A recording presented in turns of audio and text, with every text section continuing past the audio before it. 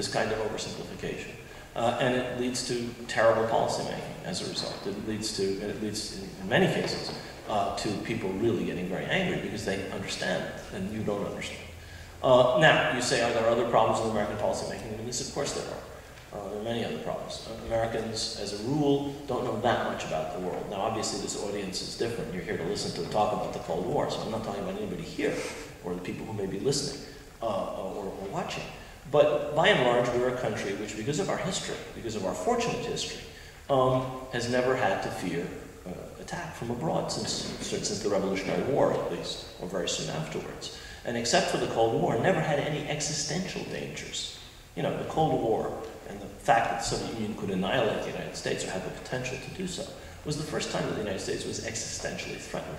Most other countries in the world have to fear their neighbors at some time in their history, including their recent history, and have deep, profound existential fears. France, Germany, Russia, think of any country. It suffered bombardment, invasion, occupation, attack, fear of attack. Not the United States. So because we are a continent, because we have smaller, weaker, much smaller, much weaker countries as our only neighbors within thousands of miles, because we've never had this kind of danger, because of other things in the way that American history is developed.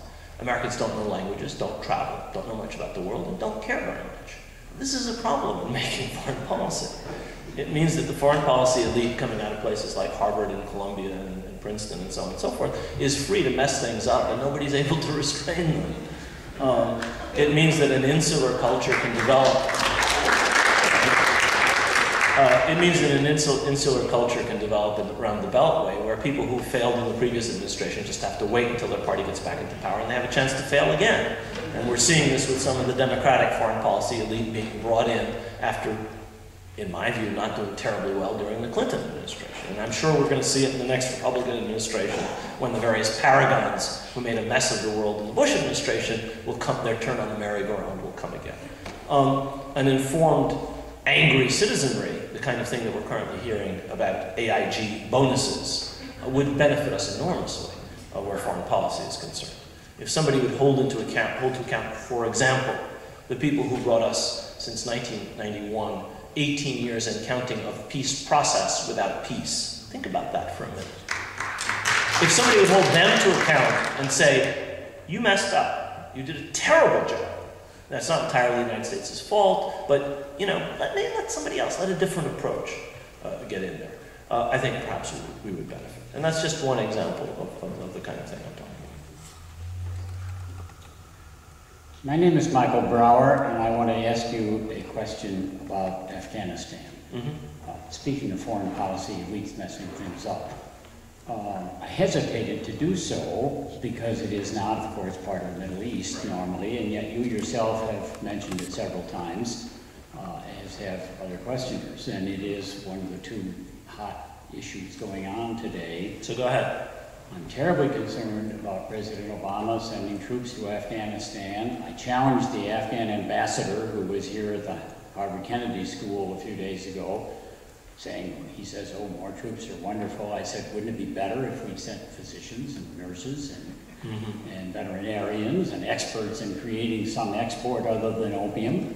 He said, oh no, we need the troops. I would like your comment on Obama's foreign policy towards Afghanistan, which I think is a disaster. Yeah. My hope during the campaign, when then Senator Obama, candidate Obama, talked about withdrawing from Iraq and sending more troops to Afghanistan, was that he said that for reasons of politics, which is to say that he thought he couldn't say, I'm going to leave, you know, here and there and cut and run, and that would make him a target of typical Republican tactics insofar as security issues are concerned. It turns out that that was not an accurate assessment. It turns out that as far as Iraq was concerned, he was committed within limits to a policy of withdrawal, but that where Afghanistan is concerned, insofar as his administration has yet developed a policy, it seems to be a policy of continuity with the policy of the Bush administration. I find that troubling for several reasons.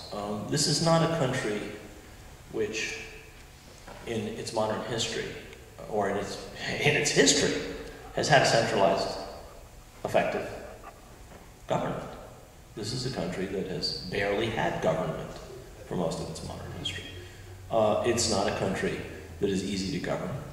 It's not a country that has ever responded well to external powers.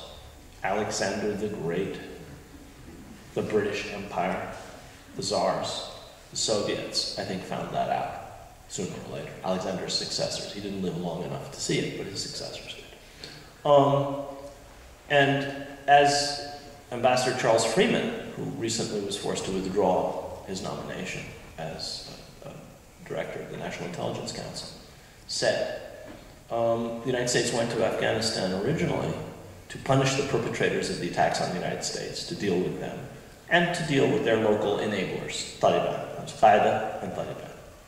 And somehow that mission morphed into nation building in a country that, as I just said, never had a modern central government. How did that happen? And what do we think we're doing?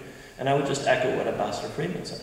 I do think that those groups, and they now have metastasized into groups, that both attack the United States and have attacked other countries from bases in the Pakistan-Afghanistan border region, are a serious danger, and that the United States has every business trying to deal with that danger. I seriously question whether the approach taken, which involves rebuilding Afghanistan, turning it into some kind of state, modern state, A, can work, and B, has anything to do with that original mission.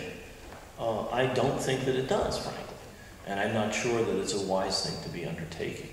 And I have no idea about troop levels. I'm not a military man. I don't know anything about these issues. But I basically don't think the United States would be well advised to continue to try and create an Afghanistan structure that had never existed there. The Soviets tried to do the same thing. The Soviet invasion was not just the Red Army behaving nastily in yet another place. It was that.